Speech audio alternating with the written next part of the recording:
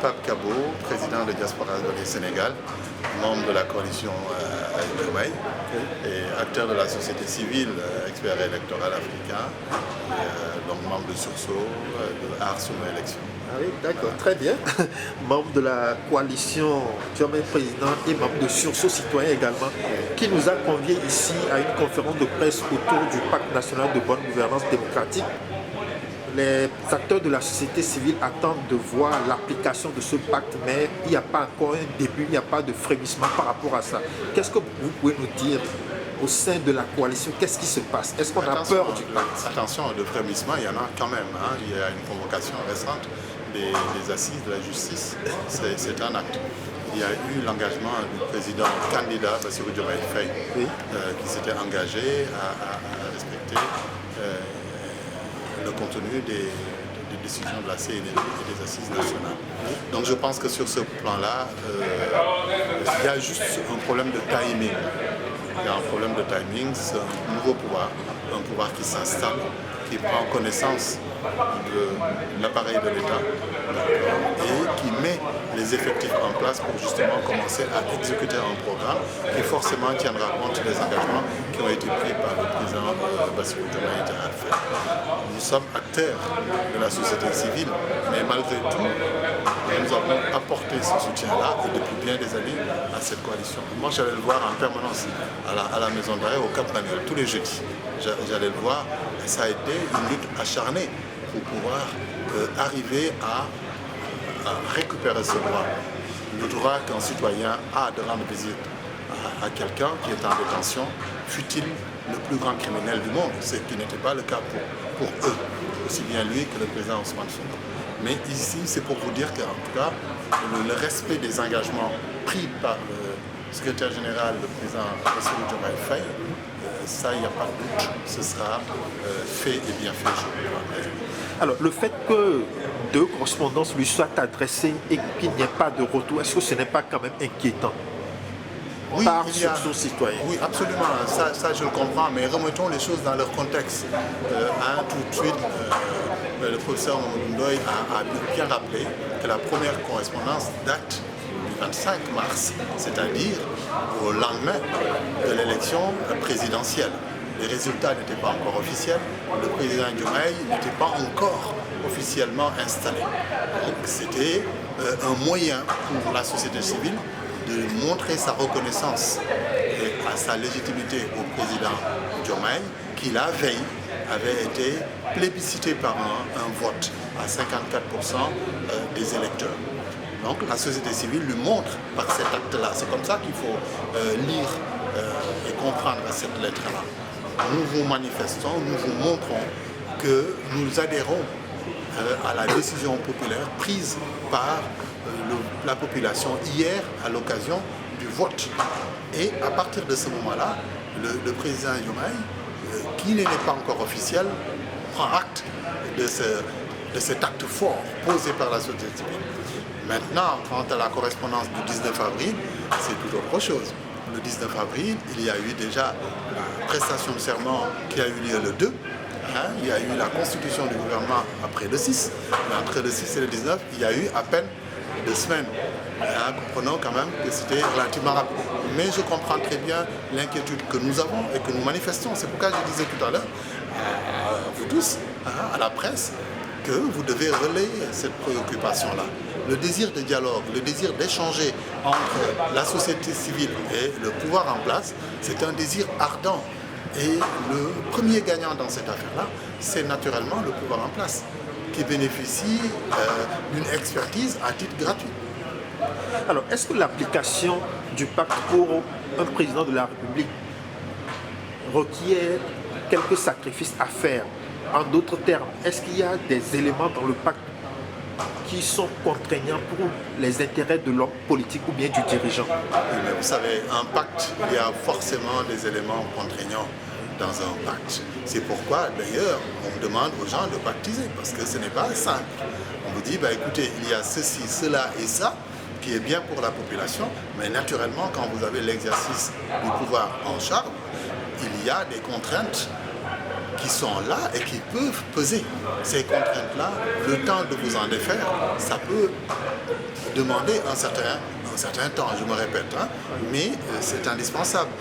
Madame l'a rappelé tout à l'heure, d'ailleurs pendant nos travaux, au moment de la pré-campagne, puis pendant la campagne électorale, et même après, hein, il rappelait très souvent que ce sont des politiques qui sont élus, ce sont les politiques qui gèrent, et c'est eux qui doivent décider. Naturellement, dans ces prises de décision-là, il faut intégrer, prendre en compte ou ne pas perdre de vue le fait qu'ils avaient promis un certain nombre de choses, pris certains engagements, d'accord, et qui sont attendus sur bien d'autres choses qui quelquefois ne sont pas contenues dans les pactes. Et c'est cela la grande difficulté. Mais le pouvoir en place n'a aucunement peur de la société civile. Au contraire, la société civile est un allié et la société civile doit être en alerte. Et pire encore, ou peu mieux, pour moi, un régime qui veut réussir, comme c'est le cas du président Bassirou Diomaye Faye et du Premier ministre Ousmane Sonko, il est bien évident qu'il faut une opposition forte. C'est pourquoi je me réjouis justement de voir les acteurs de la société civile qui alertent, une presse présente, mais aussi les acteurs politiques qui, pour le moment, même s'ils sont encore groggy du fait du résultat de l'élection, c'est un coup duquel ils ne se relèvent pas encore, ou en tout cas difficilement. Ça se comprend, mais il est bien évident qu'il y a un combat à faire et on a besoin d'une opposition forte, véritablement. Alors, le président Diomaye Faye, de toutes les façons, il a la légitimité populaire, il est élu à plus de 54% des voix. S'il n'écoute pas ce que lui expliquent les initiateurs du pacte, que va-t-il se passer? Mais c'est très simple, Moi, je suis un acteur de la société civile d'abord, hein. C'est ça mon travail au quotidien. Alors, l'alerte lancée par la société civile est extrêmement importante. Et je vous fais une révélation. C'est 54% des électeurs qui n'étaient que 7 millions. D'accord? Alors que la population sénégalaise est de 18 millions. Donc, moins de la moitié de la population vote. Et électeurs. D'accord? Moins de la moitié est électrice. Et parmi ces électeurs-là, seulement 54% qui se sont déplacés ce jour-là sont allés voter. Vous voyez, l'analyse d'un résultat électoral demande beaucoup de précautions et de munitions. Ce n'est pas 54% de la population qui a voté pour le président, mais c'est 54% des électeurs qui se sont déplacés ce jour-là. Et vous voyez que c'est une population à la limite infime. Donc il faut relativiser ce chiffre. Non, le chiffre il est bon. C'est celui-là, le chiffre officiel, partout dans le monde, c'est comme ça que ça se passe. Mais c'est par rapport à votre question. C'est pour vous dire que la préoccupation de la société civile, donc, qui est la nôtre, hein, et qui doit être la bonne analyse à faire, c'est de savoir que ce qui permet à un politique d'accéder au pouvoir, c'est une minorité. 7 millions et quelques, ça ne fait pas 18 millions. Et de ces 7 millions-là, tout le monde ne s'est pas déplacé. Seulement ceux qui se sont déplacés lui ont octroyé 54% d'un vote favorable. Donc c'est pour dire que le reste de la population qui est influençable à la fois par l'opposition qui vient de perdre le pouvoir et une société civile qui s'interroge, cela nous sert d'alerte. Bon, ma dernière question, alors je pense que le président Ousmane Sonko, je ne sais pas, je ne me rappelle plus le contexte, il disait qu'il est un panafricaniste de gauche. Qu'est-ce que vous en entendez, panafricaniste de gauche? Ce sera à lui de préciser sa pensée. Panafricaniste de gauche, ça veut dire que c'est une gauche qui a été connue, qui veut se défaire de cette colonisation, de cette mainmise extérieure qui nous contraint, qui quelquefois même pousse les choses jusqu'à, j'allais dire, nous choisir ou nous imposer des leaders. On a vu qu'ils sponsorisent, qu'ils sont mécènes, ou quelquefois même qu'ils financent clairement des candidats politiques. Ceux-là ne sont pas autonomes. La gauche, c'est celle-là qui se bat avec ses propres moyens, qui sont très rarement importants.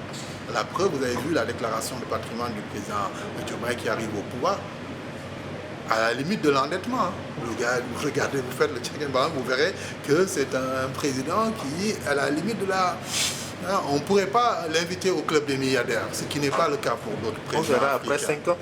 C'est justement cela. C'est justement à cela qu'on vous invite. La déclaration de patrimoine, elle ne doit pas seulement servir au départ. C'est au départ, on est curieux, on veut savoir. Mais lorsqu'il part, lorsqu'il part, il faut revenir pour voir.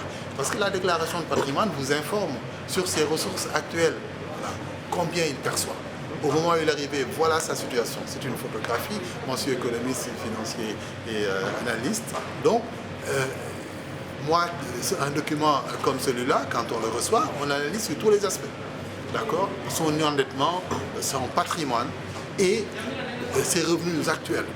Et par rapport maintenant aux différentes choses, on sait naturellement qu'il n'aura pas de loyer à payer, qu'il recevra encore d'autres avantages dus à son rang, mais au bout du compte, au moment de son départ, on pourra évaluer ses avoirs. C'est pourquoi tout à l'heure, en taquinant un peu l'assistance, j'ai fait la comparaison entre un président sortant qui, dans sa déclaration de patrimoine, avait évoqué 80 véhicules.